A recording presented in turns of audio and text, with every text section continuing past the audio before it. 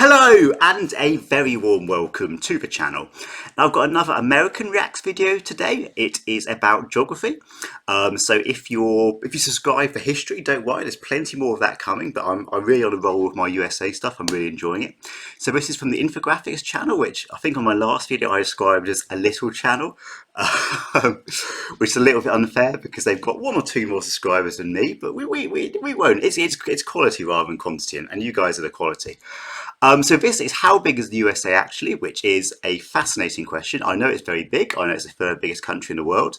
But more specifically, I'd love to find out more about this, more about how American geography works. Maybe even find out where America is, because I've been wondering that for the last 20 videos. No, I know where America is, but I would love to know more about the makeup of America. So without any further rambling on from me, let's play the tape. This video was made possible by Wix. If Go you're ready Wix. to create a website, head over to wix.com/go/infographics to try out one of their... I have genuinely used Wix to make a couple of websites and it worked really well. So that's a real non-paid for endorsement. So if anyone for Wix is watching and feels they should send me money, that can definitely be arranged. premium plans right now. The United States is currently the world's sole superpower with military installations around the world. As a country, its geography spans from subtropical forests to rolling plains, scorching Okay, so I'm getting distracted. I'm looking where all these landmarks are, and they got the Eiffel Tower in Germany. The Leaning Tower of Pisa is in kind of Romania, Hungary. The Parthenon is in Ukraine rather than Greece, and should be the British Museum, but let's keep quiet about that. Okay, I'm clearly taking it. The White House is in Greenland. I'm clearly taking this way too literally. It's obviously not meant to be a literal portrayal, but kind of it amuses me anyway. The White House in Greenland is a fun one. deserts and Arctic wastes. But just how big is the U.S. really in comparison to the rest of the world? It's huge! Hello and welcome to another episode of the Infographics Show. Today, we're taking a look at how big the U.S. really is. The U.S. is approximately 5,680,000 square miles, with terrain that varies dramatically. Only Russia at 10.6 million square miles and Canada at 6,205,000 square miles are larger than... And that does show you just how sparsely populated large proportions of Russia and particularly Canada are.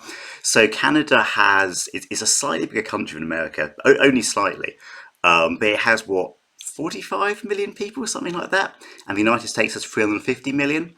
And most of Canada's population lives along the American border. So 90% of Canada, if you go if you go north of the first 10%, is virtually uninhabited, other than reindeers and I don't know, people dripped in Dreyfus syrup or whatever.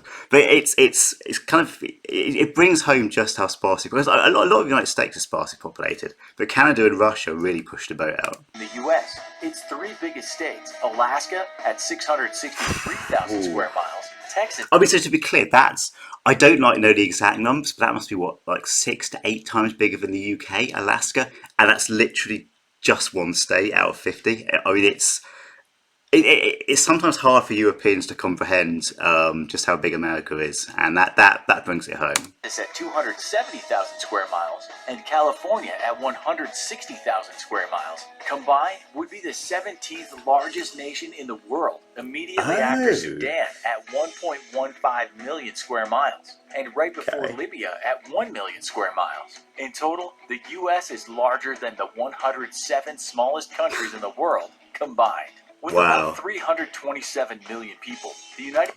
Oh, so that's actually slightly less than I thought. I thought it was more like 350. I mean, I know this video is like 4 years out of date, so maybe it's risen a bit, but yeah, okay, so it's a little bit less than I thought. The United States is also the third most populated nation on Earth, having a total of 4.28% of the total world population.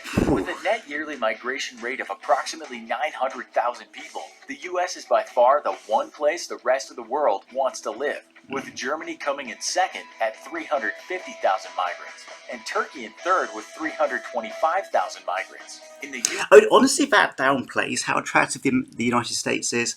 So Turkey, for example, most of the net migrants, I believe, that go to Turkey are refugees from Syria and Iraq. And even for Germany, they take a large number of refugees from Syria. So I think that the United States is, Germany does have sort of economic migrants as well, but the United States is appealing for all sorts of reasons, not just for people who are trying to flee imminent disaster, which I think kind of shows its attractiveness. US, 83% of the population lives in cities, with its Oh, three most populated cities being New York City with 8.5 million people, Los Angeles with 4 million people, and Chicago with 2.7 million people. All combined. I've been to New York and it's an amazing city. Never been to LA or Chicago. Would love to. I've heard LA is very different from New York. It's much more kind of spread out.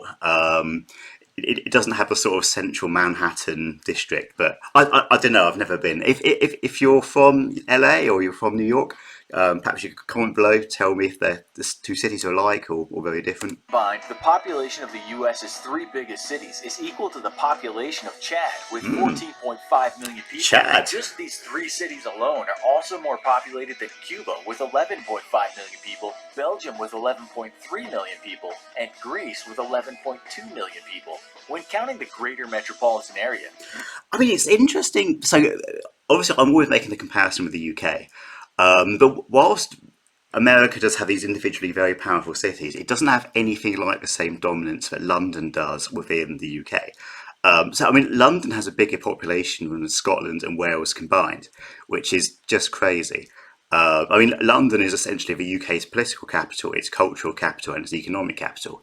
For America, though, those are all different. So obviously, Washington DC is the political capital. New York is probably the financial capital, and LA slash New York is the cultural capital.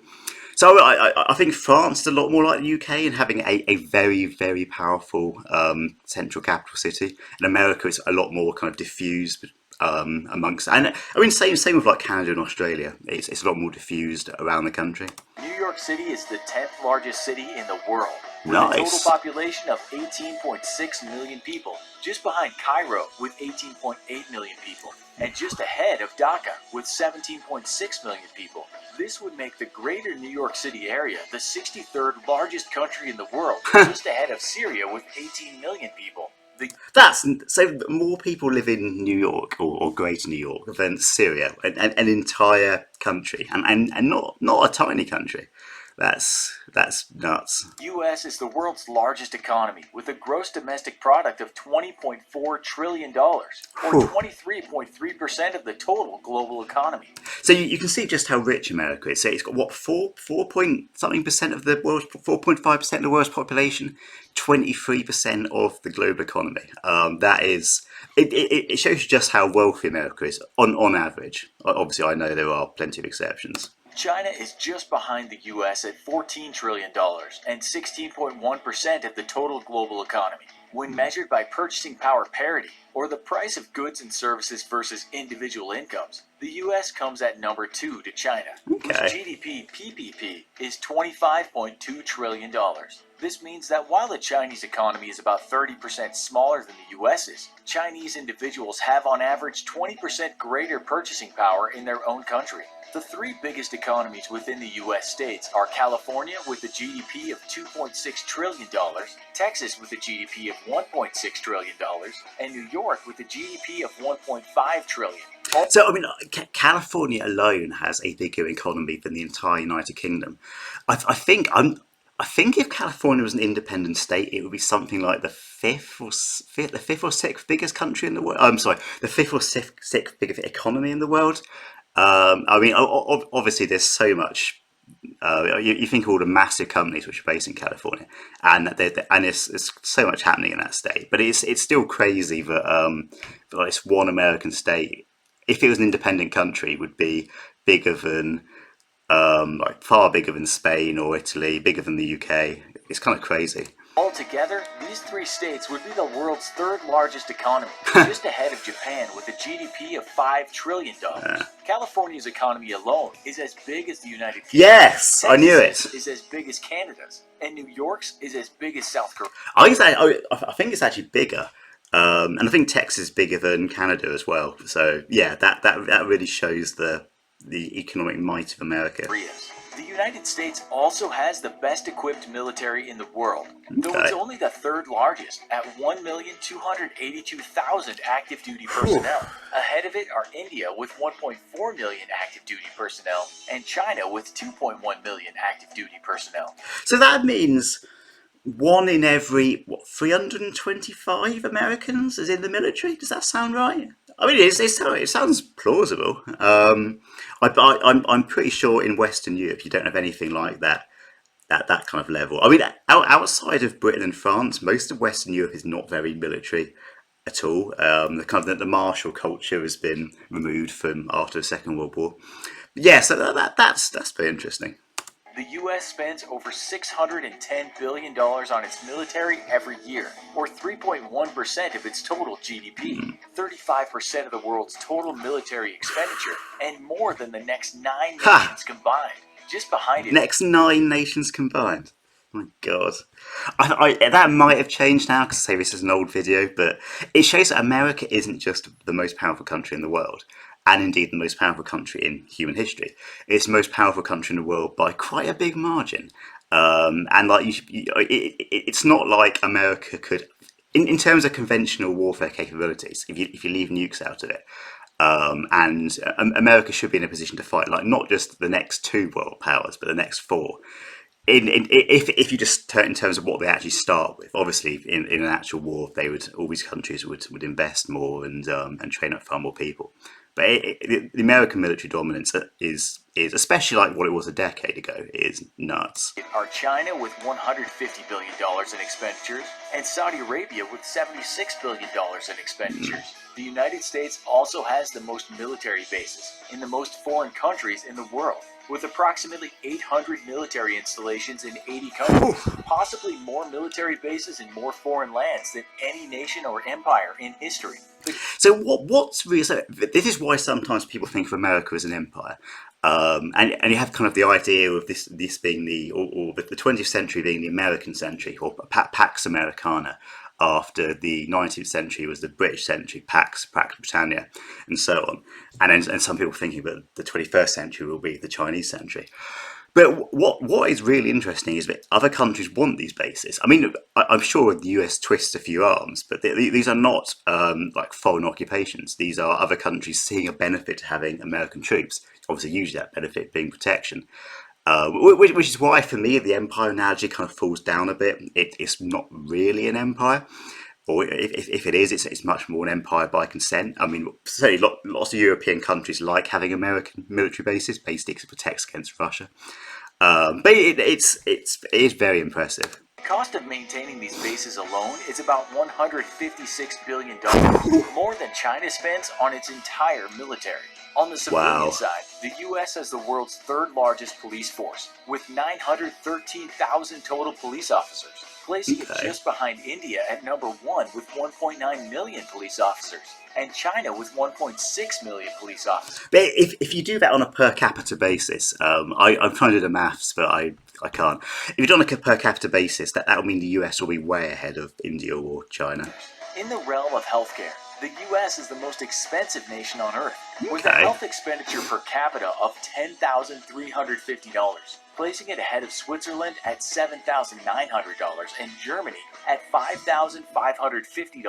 While on average, I know that American healthcare. See, I'd love to know sort of a bit more about this. I know it's very, very different to certainly what I'm used to, or what we're used to in Western Europe. So in the UK, basically healthcare is funded out of general taxation. You don't pay for, if you need like a hip replacement, it gets paid for by the state, but obviously effectively by taxpayers. I think America is very different. I need to look into that more. the rest of the world spends about 10.3% of its GDP on healthcare. The U.S. spends 18% of its GDP on healthcare. Whew. The United States is a large, complex nation, big enough to host several different distinct accents within its. So you get Europeans who are like, I'm going to go visit America. I mean, I've heard this from sort of British people. And they have these really ambitious plans of what they want to do. They want to go to New York, and then they want to go to Chicago, and then they want to go and see the Grand Canyon, and they want to go and see Mount Rushmore, wherever that is. And they sort of, it takes them a while to realise that's just not doable. Like, you spend almost your entire time on the road. So in the way that you can go to France and you can visit kind of all the main tourist attractions, you get like the Palace of Versailles and Paris and Marseille in a couple of weeks. You can't do that in America. You'd literally spend your entire time on the road.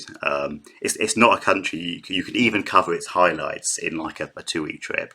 Own borders. It's Oh, and the point about the accents. I mean that's definitely true. But I mean the UK has millions of accents. So Manchester and Liverpool, which are literally right by each other, they're cities. I don't know exactly how far they are, but they're next to each other. Have very distinct accents, and don't tend to get along. So People are hardworking and industrious, leading the world's economy. But despite what recent political events might indicate, they're also the most welcoming nation in the world.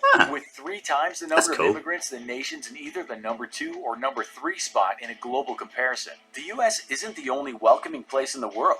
We've never felt more welcomed than when we signed up with Wix to build the website. Okay, so I think this is the end. So once again, I repeat my unpaid for endorsement of Wix. But if Wix want to do a sponsorship deal, I am more than happy. But yeah, that has been really interesting. I've picked up a lot of stuff about American geography. I know where America is now, which is a good start. No, I did know that before. But I've definitely picked up more stuff about the sheer scale, both in terms of physical size and in terms of economic power of America. Both of which, to be honest, you're kind of vaguely aware of them, but you forget the true extent of them.